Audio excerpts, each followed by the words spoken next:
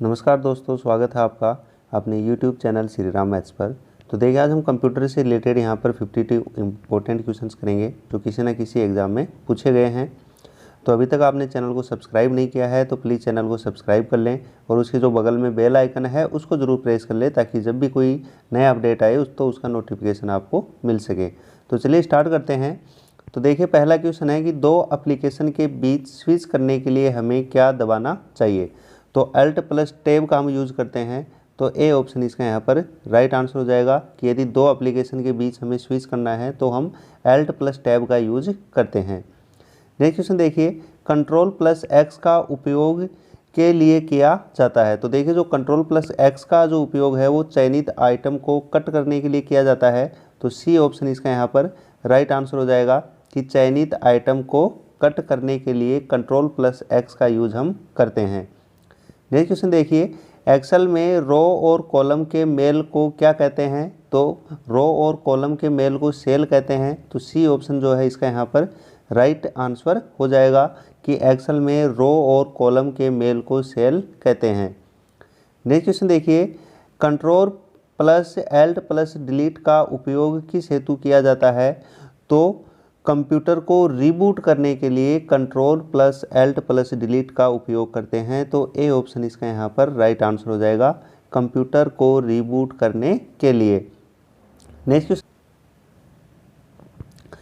अगला क्वेश्चन है, हम एल्ट प्लस F4 के लिए दबाते हैं। तो एल्ट प्लस F4 हम किसके लिए यूज़ करते हैं। तो खुले प्रोग्राम को बंद करने के लिए। तो सी ऑप्शन इसका यहाँ पर राइट आंसर हो जाएगा कि समसाई खुले प्रोग्राम को बंद करने के लिए एल्ट प्लस F4 का यूज़ हम करते हैं। नेक्स्ट क्वेश्चन देखिए, एक वर्ड में डॉक्यूमेंट में हाईलाइट किए सेक्शन को इटैलिक करने के लिए हम क्या दबाते हैं।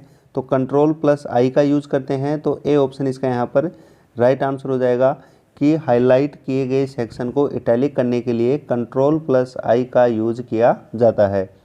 नेक्स्ट क्वेश्चन देखिए, MS एक्सेल में टाइटल बार के नीचे क्या होता है। तो MS एक्सेल में टाइटल बार के नीचे जो है वो स्क्रॉल बार होता है।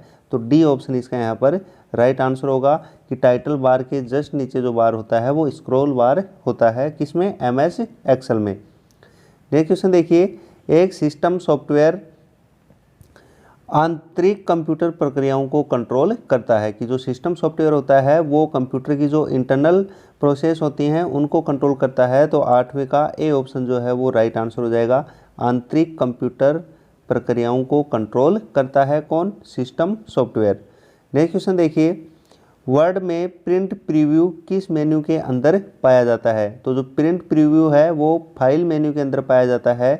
तो नाइन्थ का ए ऑप्शन जो है वो करेक्ट आंसर हो जाएगा कि प्रिंट प्रीव्यू फाइल मेन्यू के अंदर पाया जाता है।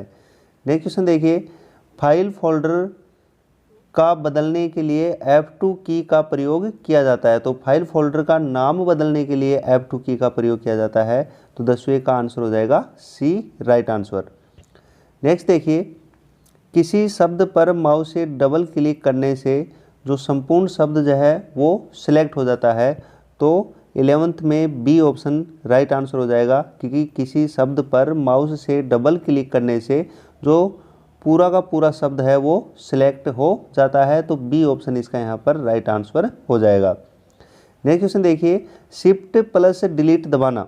तो देखिए, शिफ्ट प्लस डिलीट को जब हम एक साथ दबाते हैं तो जो फाइल है वो बिना रिसाइकिल बिन में गए डिलीट हो जाती है। कि फाइल को बिना रिसाइकल बिन में डाले डिलीट कर देता है, या हम यूँ कह सकते हैं कि परमानेंट डिलीट हो जाता है।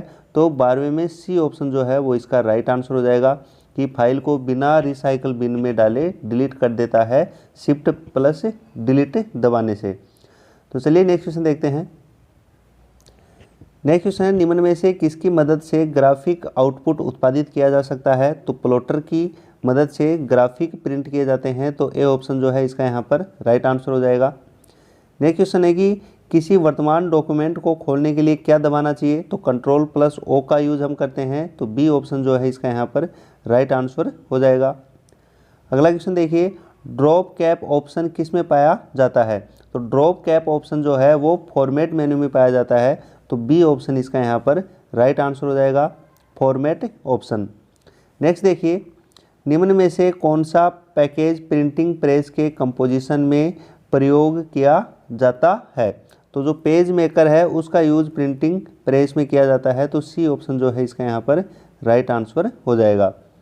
नेक्स्ट देखिए, विभिन्न स्लाइड प्रेजेंटेशन का भारी इंडेक्स है। तो स्लाइड पार्ट जो होता है वो विभिन्न स्लाइड प्रेजेंटेशन का भारी इंडेक्स होता है, तो 17 में बी ऑप्शन जो है वो इसका राइट आंसर हो जाएगा कि स्लाइड पार्ट विभिन्न स्लाइड प्रेजेंटेशन का भारी इंडेक्स है। नेक्स्ट देखिए, टास्क बार सामान्यतः कहाँ पाया जाता है।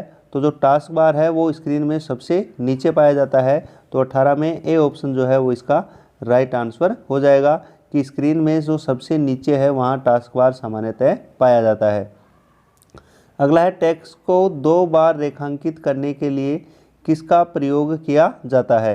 तो यदि हमें किसी टेक्स्ट को 2 बार रेखांकित करना है तो control plus shift plus D का यूज हम करते हैं, तो ए ऑप्शन इसका यहाँ पर राइट आंसर हो जाएगा, control plus shift plus D.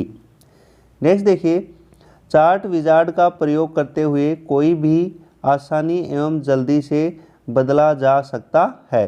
तो डाटा को चार्ट में बदल सकते हैं, तो बी ऑप्शन जो है इसका यहाँ पर राइट आंसर हो जाएगा कि डाटा को चार्ट में बदला जा सकता है। किसकी सहायता से? चार्ट विजार्ड की सहायता से।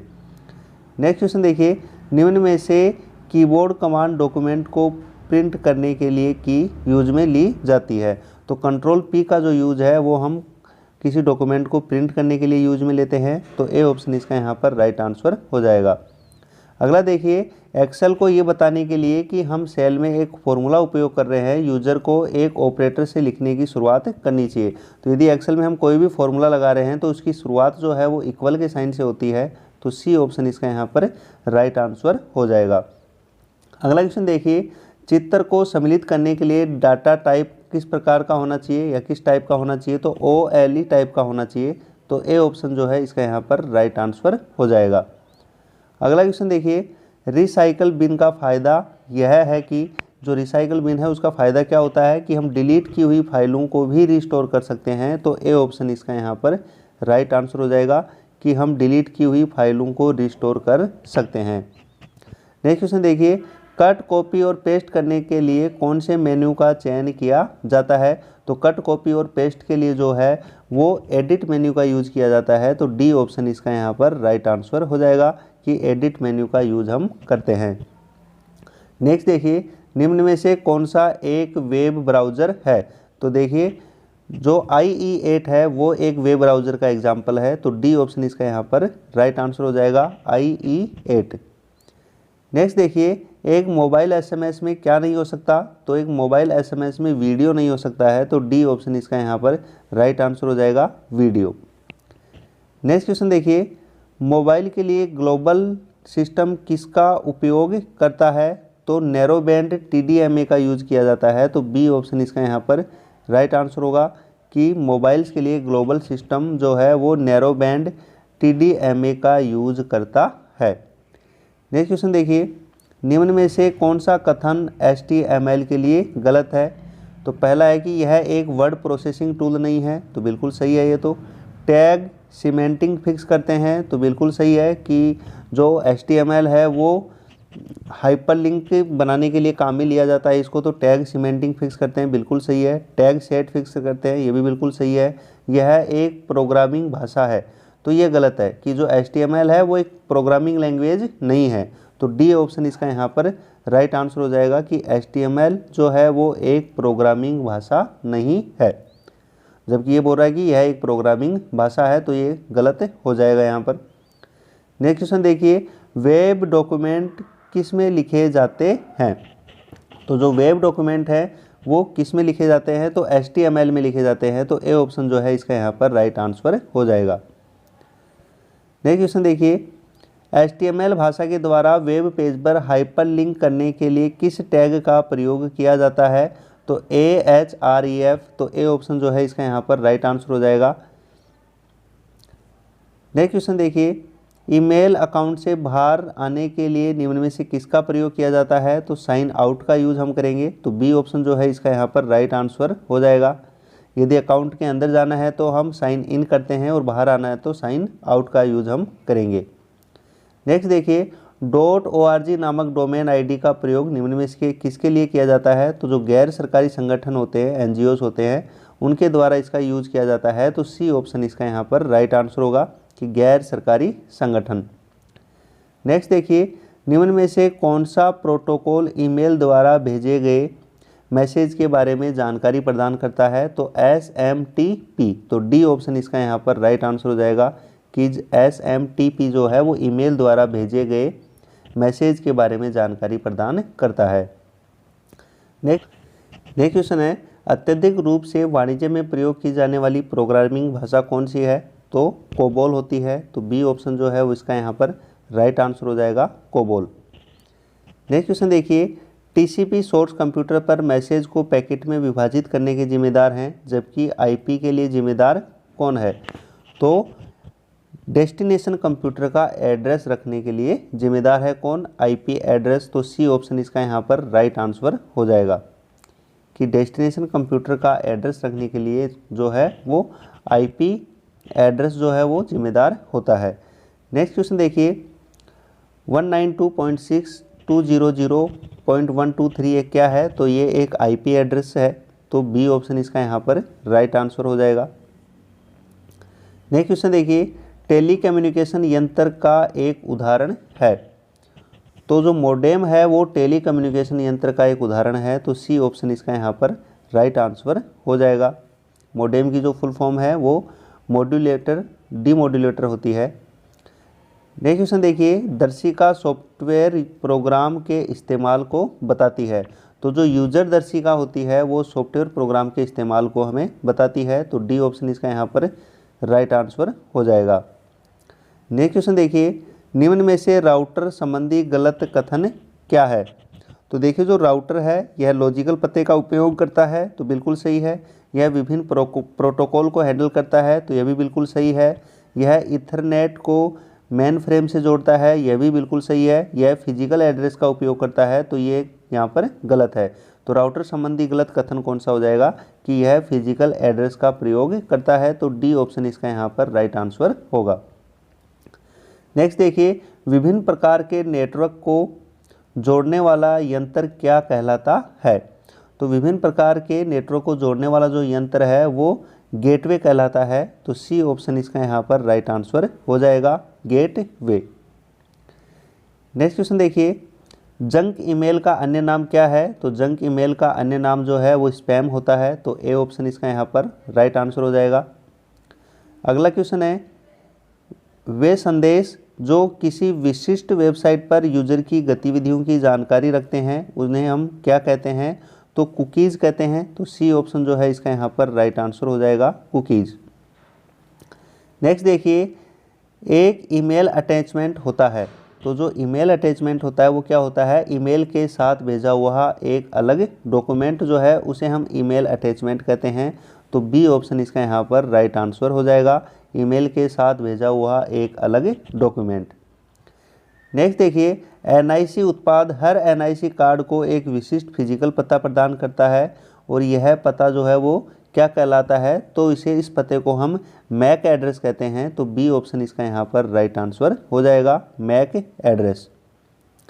नेक्स्ट देखिए, एक विशेष उपयोगी कंप्यूटर जो 2 या 2 से अधिक पैकेट स्विच नेटवर्क के कनेक्शन को हैंडल करता है वह क्या कहलाता है? तो उसे हम राउटर कहते हैं। तो ए ऑप्शन जो है इसका यहाँ पर राइट आंसर हो जाएगा, राउटर। नेक्स्ट देखिए, वेबसाइट पर लौटाने वाले यूज़र की पहचान कौन कराते हैं? तो जो कुकीज़ हैं वो वेबसाइट पर लौटने वाले यूज़र की पहचान करवाते हैं। तो ए ऑप्शन इसका यहाँ पर राइट आंसर हो जाएगा। अगला है, लंबी दूरी के संचरण में निम्न में से कौन सिग्नल का प्रवर्धन एवं संरक्षण करता है? तो जो रिपीटर होता है वो लंबी दूरी के संचरण में निम्न में से सिग्नल का प्रवर्धन एवं संरक्षण करता है। तो कौन करता है? रिपीटर करता है। तो सी ऑप्शन इसका यहाँ पर राइट आंसर हो जाएगा कि रिपीटर के द्वारा हम ये करते हैं। अगला देखिए, संचार नेटवर्क में फायरवॉल से बचाता है। तो 49 में हो जाएगा, अनधिकृत हमलों से। जो संचार नेटवर्क में फायरवॉल होता है वो अनधिकृत हमलों से हमें बचाता है। तो ए ऑप्शन जो है इसका यहाँ पर राइट आंसर हो जाएगा। अगला क्वेश्चन देखिए, निम्न में से कौन श्रेणी में रूप में डाटा को संचालित करता है, कि निम्न में से कौन सी श्रेणी रूप में डाटा को संचालित करता है, तो सीरियल पोर्ट में। ए ऑप्शन जो है इसका यहाँ पर राइट आंसर हो जाएगा। नेक्स्ट क्वेश्चन देखिए, माइक्रोसॉफ्ट एक्सेल में नया वर्कशीट प्रविष्ट करने की शॉर्टकट की क्या होती है, तो Alt+IW। तो डी ऑप्शन जो है इसका यहाँ पर राइट आंसर हो जाएगा। नेक्स्ट देखिए, गूगल क्रोम क्या है, तो गूगल क्रोम जो है वो एक वेब ब्राउज़र है। तो ए ऑप्शन जो है इसका यहाँ पर राइट आंसर हो जाएगा कि गूगल क्रोम जो है वो एक वेब ब्राउज़र है। तो ठीक है दोस्तों, यदि अभी तक आपने चैनल को सब्सक्राइब नहीं किया है तो प्लीज़ चैनल को सब्सक्राइब कर लें और उसके जो बगल में बेल आइकन है उसको ज़रूर प्रेस कर लें, ताकि जब भी कोई नया अपडेट आए तो उसका नोटिफिकेशन आपको मिल सके। Okay, thank you.